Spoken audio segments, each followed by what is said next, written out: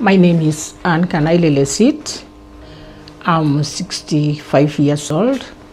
I'm a survivor because I've undergone FGM, which was done to me when I was 9 years old.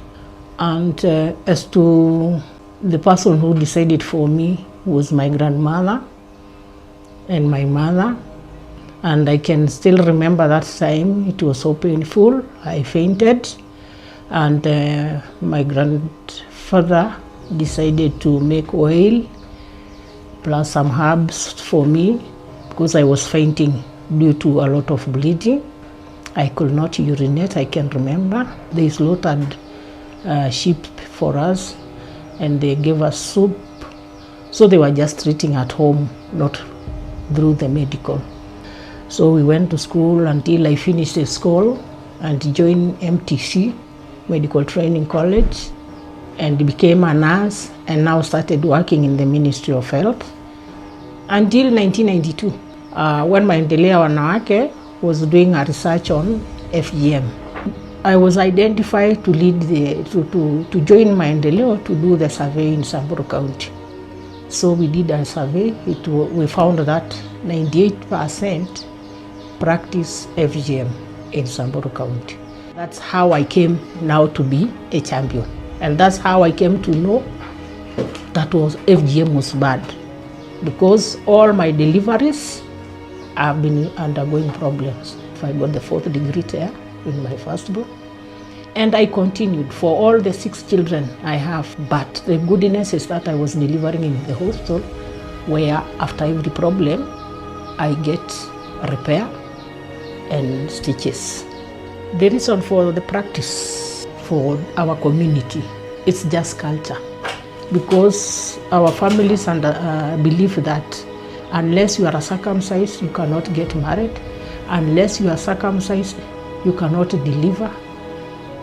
When you are not circumcised, you are filthy, you are dirty, and you are not a grown-up.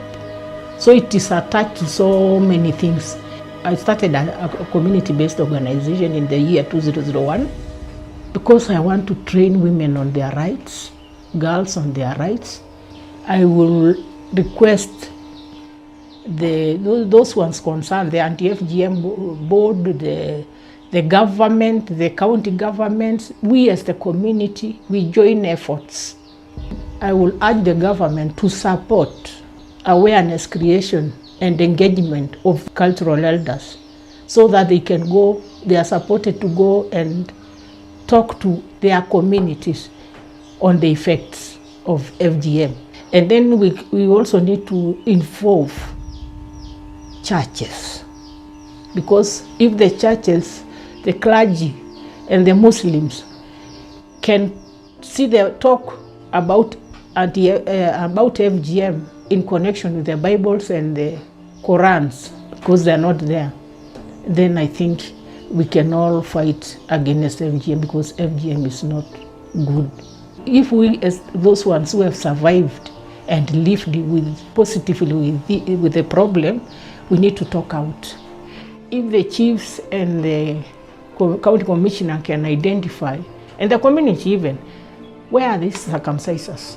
Let them be put in groups and let them be supported to earn other ways of living instead of going to circumcise girls and get 1,000, because they are not trained by anybody on what they are cutting or how they are cutting, and they are using razor blades. And you know there are some people who are allergic to razor blades. We are told some nurses are trying to medicalize FGM, but we are trying to find out if in our hospital here there are these nurses who are medicalizing the FGM because it is against the law. So it's only to urge the government to be on the look. So we need to find them, because once you do that, maybe you will be deregistered from the nursing council.